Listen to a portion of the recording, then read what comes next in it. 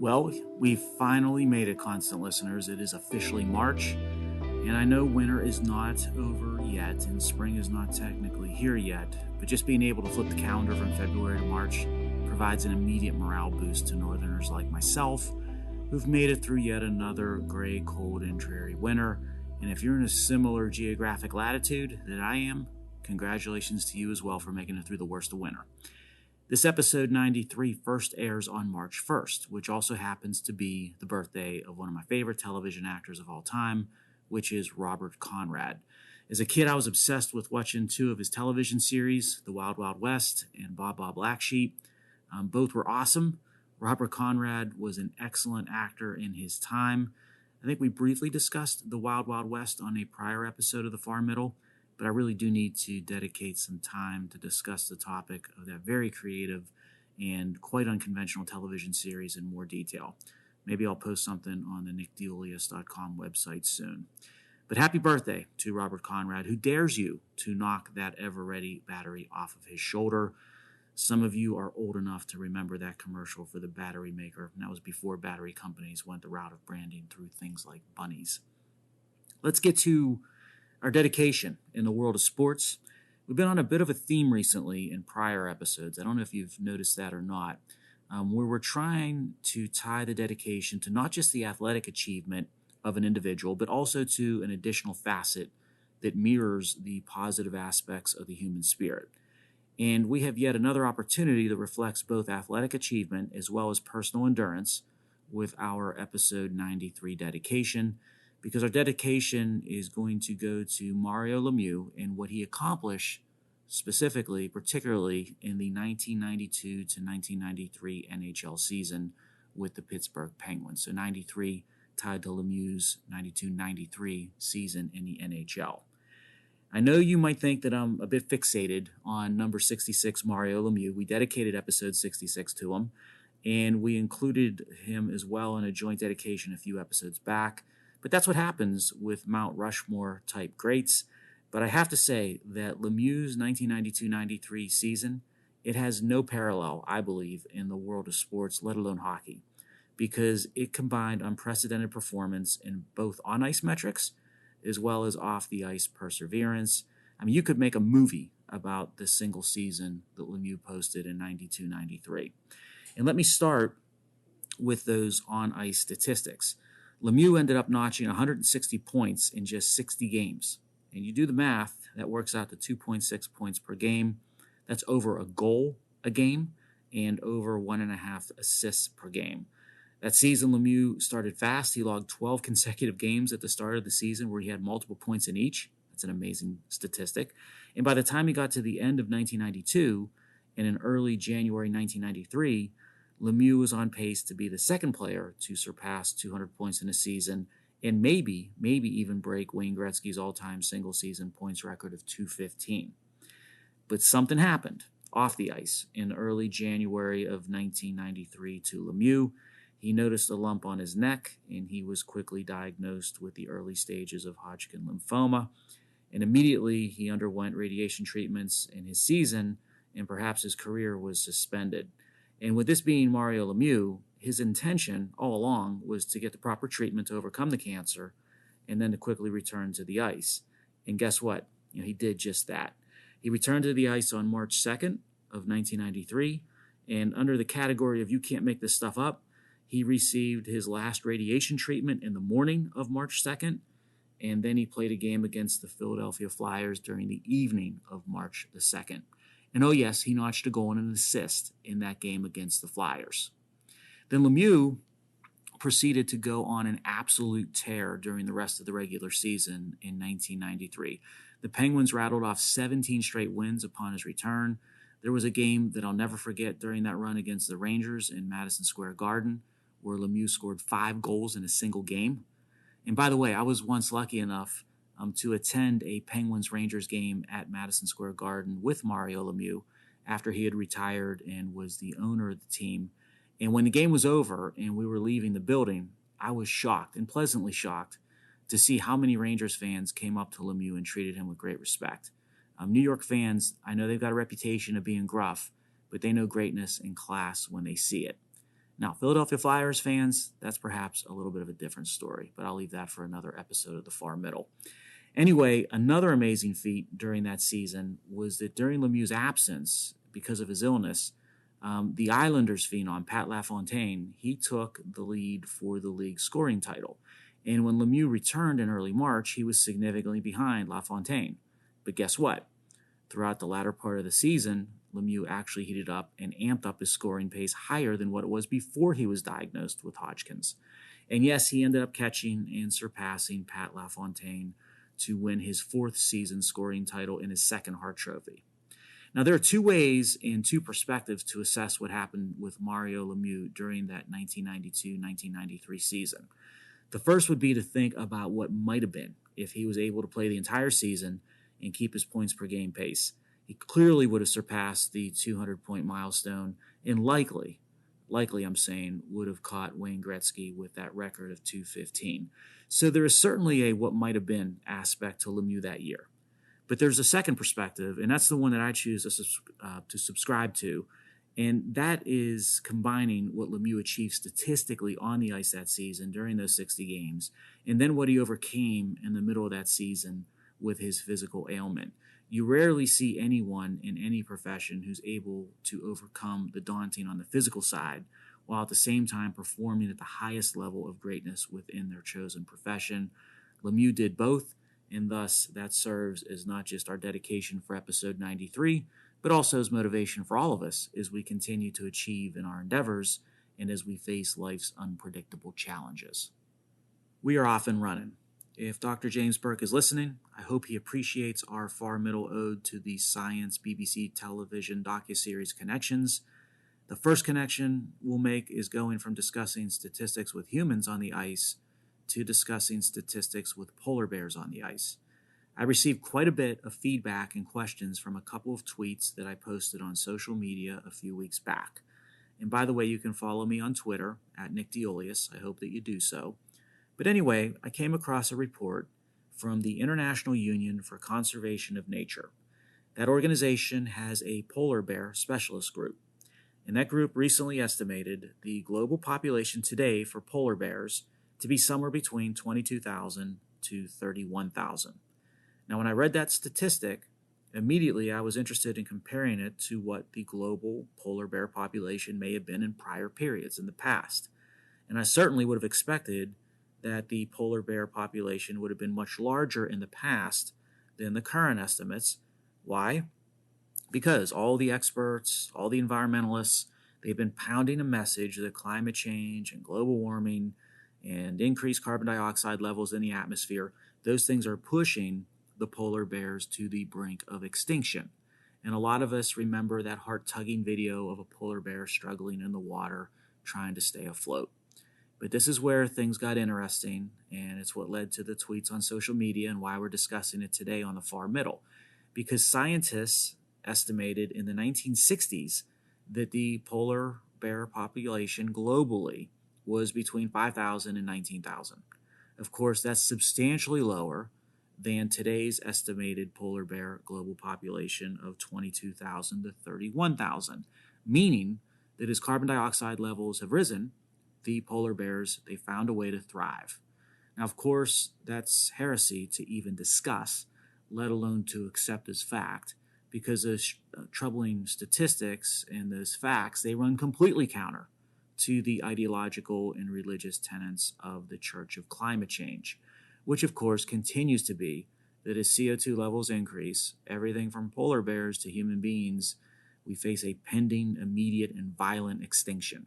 The fact that polar bear populations have substantially increased while carbon dioxide levels are growing, well, that's simply an inconvenient fact that must be suppressed or ignored or attacked so that the religion can remain unchallenged. The dynamic that we see where an ideology insists on ignoring or suppressing facts and certainties that inconveniently counter its core beliefs leads to quite damaging consequences, and they stretch beyond polar bears. That takes us to our next connection, which is what is going on across different school districts in America with regard to student achievement. Read recently that a mom was complaining about a school district administration in Virginia when they failed to inform her son that he had been recognized by the National Merit Scholarship Program.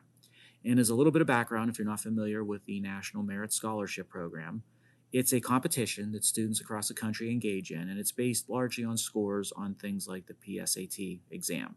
So students who earn commended status, they end up ranking in the top 3% of the test takers, while somebody with a semifinalist designation, that lands them in the top 1% of test scores. So the National Merit Scholarship Program, it's recognizing and identifying and providing positive reinforcement to our future innovators and scientists and doctors and disruptors and inventors, along with, I'm sure, a host of talented young adults in the arts and humanities as well. Now, why would a school district not want to inform one of their students that they earned the national distinction within something like this competition? Well, that brings us into the ideology that permeates school district leadership across a growing swath of America today. You see, it turns out that this school district in Virginia signed a $455,000 contract with a consultant to perform what they called strategic planning. And the consultant was keen to focus on student equity. Student equity was specifically defined in this instance as, quote, equal outcomes for every student without exception, end quote. Now, therein, constant listeners, lies a massive problem. As we've discussed in the past, there is a big difference between what appears to be nuanced terminology of equal opportunity versus equal outcomes. Equal opportunity, hey, that's necessary, noble. It's a prerequisite for any society that values individual rights.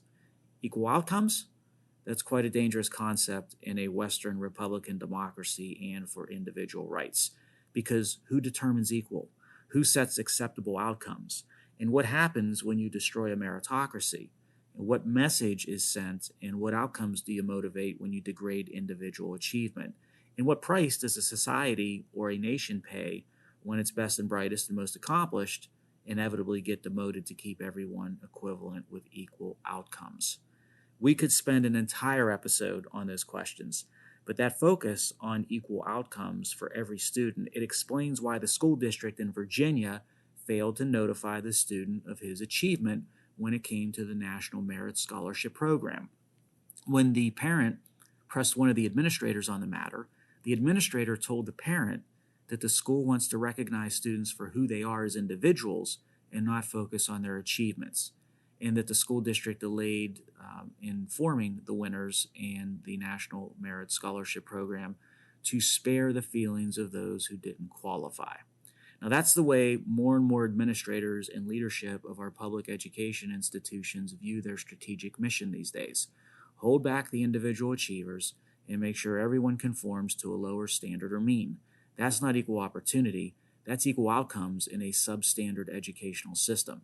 And is it any wonder that many of our school districts, particularly in the poorest of areas, are posting student proficiency levels for reading and math and science that are not just unacceptable, but that they're frankly just outright embarrassing? If at the same time public education leaders are intent on holding back the recognition and achievement of high-performing students, then not only is our public education system doomed, but the future economic competitiveness and the viability of the United States, both of those are in serious peril. Yes, ideology, and particularly rigid ideology, they can be a very damaging thing when brutally applied by governments or government institutions. And it's not just true for the ideology of equal outcomes in education, but it also holds true when it comes to the ideology of environmentalism.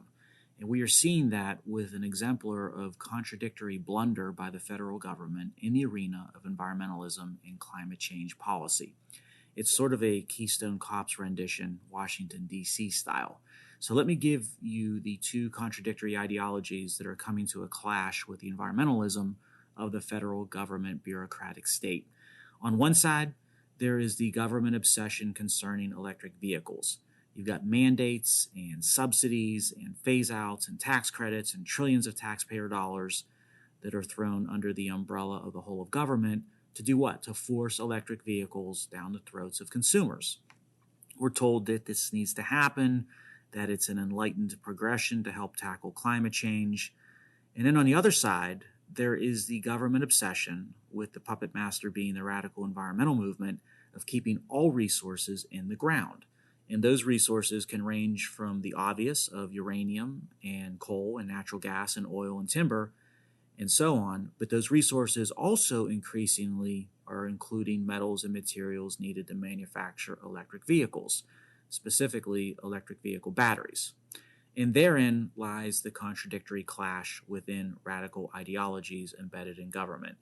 Recently, the Department of the Interior decided to block off a large swath of Minnesota's Superior National Forest for mining.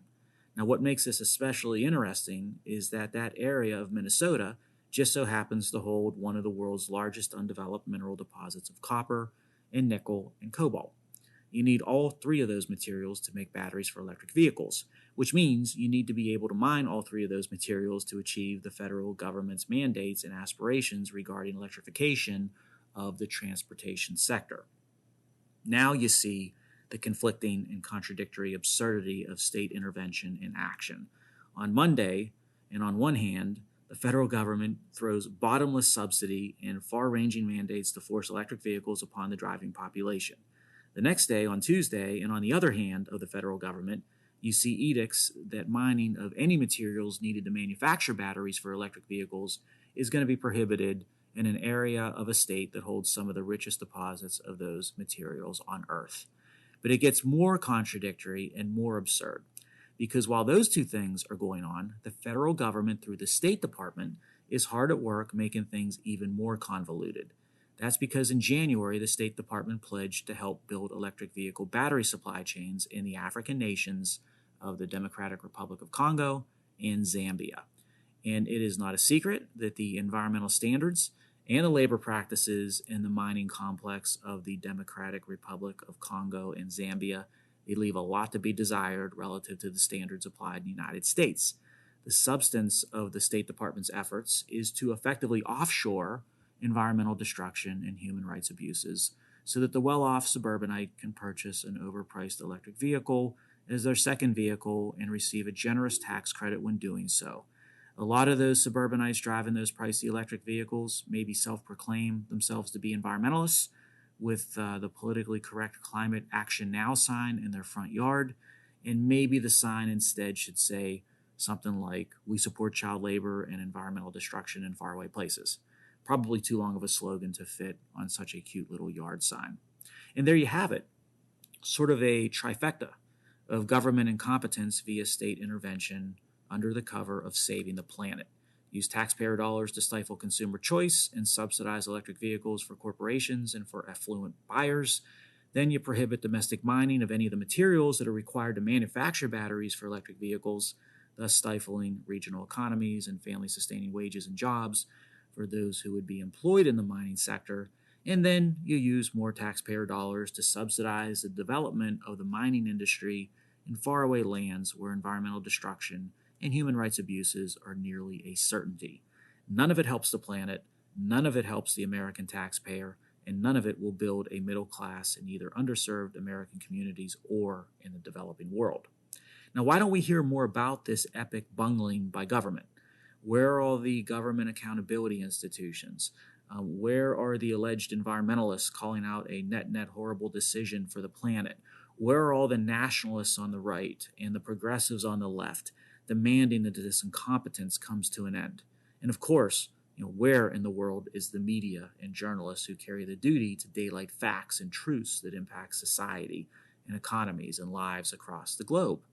Sadly, they're all AWOL because their fiduciary and moral compasses have been largely spinning off kilter for quite some time. But now you, constant listener, you are armed with the information and knowledge to help advocate for better outcomes and a more effective government. Now, as bad as it might be in the United States with our dysfunctional federal government, it could be much, much worse. And you don't need to look beyond the Americas to see situations today that are indeed much worse. That brings us to our next connection and dot to connect to, which is what is going on with the government and leadership of a key U.S. ally, Colombia.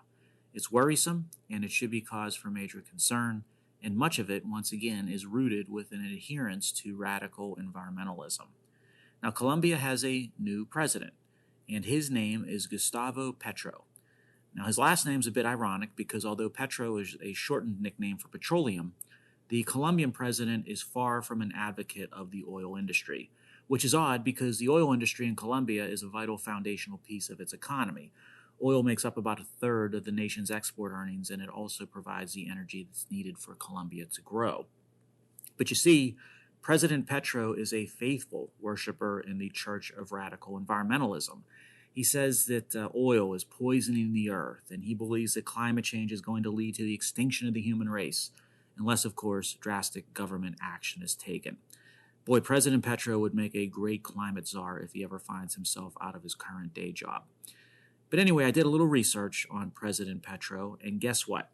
The president of Colombia is a former leftist guerrilla, and he turned in his gun and law-breaking ways, and now he's head of state who enjoys his travels, and he enjoys speaking at places like Davos. And yes, he was an attendee at this year's Davos conference. Now, the president says that in 15 years, Colombia is going to transition from fossil fuels to renewable energy. And he has assigned the lead of this transition to be the Minister of Mines and Energy. Now, the Minister of Mines and Energy is another interesting personal study. Her background was as a university professor and an environmental activist. Strange that you would pick as the leader for mining and energy to be someone who is an ardent believer in the evils of both. The title, maybe it should be something more like the Minister of Anti-Mines and Anti-Energy. Now, the minister believes that climate change drives weather patterns like La Nina. So every time there are heavy rains and flooding in Colombia, she points to climate change and then traces the root causes of it to mining and energy. She then says that her policies and the government's policies are looking to protect human health and Mother Nature, and that they are morally just. Does any of this sound familiar? Because it should. Now, I can predict with a confident level of certainty that if Colombia's president and Minister of Mines and Energy are able to follow through with their prescribed program, the Colombians are going to be facing unprecedented hardships in the coming years, and also that the Colombian economy is not going to be facing headwinds as much as it might be facing a mountain that it is about to fly into. The path that is prescribed here is not going to make Colombians better off, and it's not going to help the planet. Instead, it'll make Colombians poorer, and it will be doing great harm to the environmental health of both Colombia and the planet. Yes, if things are bad in Colombia now, they are about to get much worse once these policies are pursued. And we in America, the United States, we should observe the fate of Colombia and its economy over the coming years, because it's going to serve as a potentially great barometer for what we will experience if we pursue similar paths. It's not another canary in a coal mine as much as it is another canary in the church of climate. Now that we're reaching the end of our episode 93 journey, how should we wrap it up in a nice final connection? Well, let's see. When we were discussing Mario Lemieux in his 1992 to 1993 season, I told you that perhaps the standout game in that campaign was his 5-goal performance against the Rangers in Madison Square Garden in New York City. And that gets me thinking about New York City back in history at a location on Manhattan Island, not far from where Madison Square Garden sits today. The neighborhood was known as 5 Points, and it sat in Lower Manhattan. And back in the 1800s, it was largely controlled by rival gangs. That period of time in that Lower Manhattan neighborhood served as the inspiration for a great movie, Gangs of New York.